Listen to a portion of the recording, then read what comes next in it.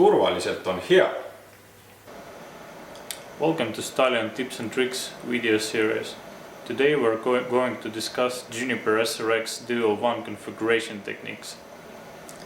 As we all know, Dual WAN is a very spread configuration across all countries. Many of customers use their backup internet connection in case the primary connection fails, like for the backup traffic. Also, IPsec, VPNs, GRE and all other kinds of traffic may fail over to the backup connection in case the primary connection is lost. Many vendors like Juniper, Cisco, Checkpoint, Palo Alto Networks and many more, they have solutions for dual WAN configurations already built in their routers and firewalls. Some of them don't, and they post those solutions and configuration templates in knowledge base and their internet web pages. Juniper also has dual WAN configuration posted in the knowledge base, but we in Stallion discovered that this configuration has many disadvantages.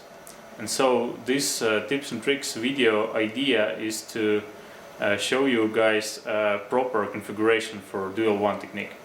What you see here is the dual WAN configuration example for J-series and SRX firewalls without the use of dynamic routing protocols.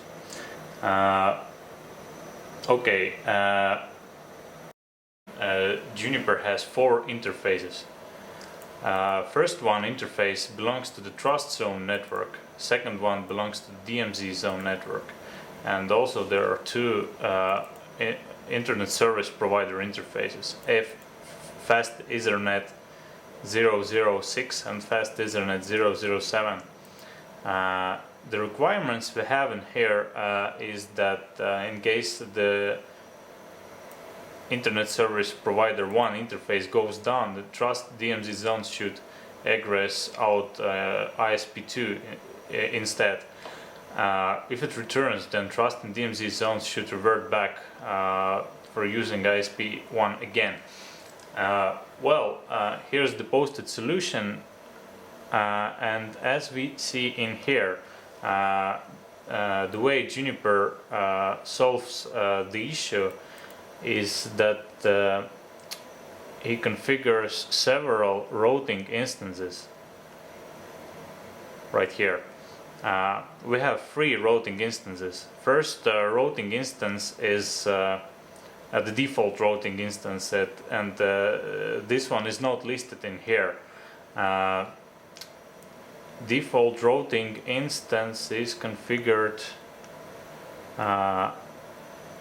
above. Here it is, and it has static route pointing to the primary next hop, Internet Service Provider 1 default gateway, and it has also the qualified next hop pointing to the Internet Service Provider 2 default gateways, preference 10. As we know, the static route preference by default is 5, so the lowest preference is chosen in case the interface is alive. So the ISP1 interface is actually belongs to the default routing instance, and this is the core of the problem Juniper has. Second Internet Service Provider instance is defined explicitly. It has the interface, it has routing options, and it also has vice versa static route configuration. The static route in here is pointing to the Internet Service Provider 2 default gateway, and it also has qualified next hop with preference 10 pointing to the Internet Service Provider 1 default gateway in the default routing instance. Internal network interfaces, LAN interface and DMZ interface reside and explicitly defined inside virtual routing instance. Interface routes are populated into the inside routing instance table, so the other ISPs do have those direct routes in virtual instances. We also have one forwarding routing instance, but actually this routing instance is not necessary in case you don't have any additional routes in the inside routing instance. The problem with this configuration is that the DHCP cannot be used in internal network. I mean that SRX firewall cannot provide DHCP server because the DHCP server can be configured only in the default routing instance. And as we have seen, the default routing instance belongs to the Internet Service Provider 1 interface and virtual router. Also, you cannot manage the firewall from both ISP addresses simultaneously. If the ISP1 link is up, then the other ISP is unresponsive. Normal dual WAN configuration should be symmetric, and hence that both ISPs, interfaces and virtual routers should be explicitly defined. As we see here, we have two routing instances. Well, actually we have three routing instances. First one is for Internet Service Provider 1. It has Internet Service Provider interface pointing directly to the default gateway. It has the same explicitly defined static route, default route, with the next hop default gateway from the ISP, and the qualified next hop at the same preference as the Juniper solution does to the second ISP. And ISP2 is the same as in the Juniper's example. What we have in the routing options, this is the default routing instance, and all other interfaces which are not explicitly defined in the previous routing instances belong here. For example, we have 6 interfaces. First one is the LAN interface, local area network. Other one is the DMZ interface. Then we have Internet Service Provider 1 interface, Internet Service Provider 2 interface, loopback interface, and the secure tunnel interface for the VPN. LAN, DMZ, loopback, and secure tunnel interface belong to the default routing instance. ISP1 interface belongs to the ISP1 virtual router, and the ISP2 interface belongs to the ISP2 virtual router. So basically,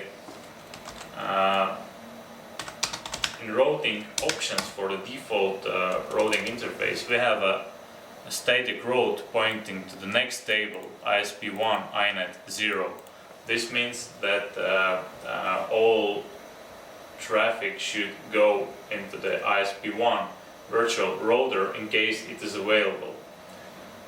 If the ISP1 interface is offline, then the traffic goes to the next table anyway. What we see in here is that the qualified next hop is now active, and the qualified next hop transfers the traffic to the ISP2 virtual router, and it has own default gateway pointing to the internet. If the interface goes online again, then the traffic will never reach ISP2. It will go directly to the ISP1 default gateway. We have only one exception, and this exception is for the directly connected routes. So here is the routing table. This is the INET 0 routing table. As we see here, next table, INET 0, all other are directly and direct and local routes. So for directly connected routes, in case we want to reach, for instance, this address, then we have the local connection via the fast Ethernet interface 7. if you want to reach subnet, then we have the direct connection through the fast Ethernet 007 interface. And how it works, I will show you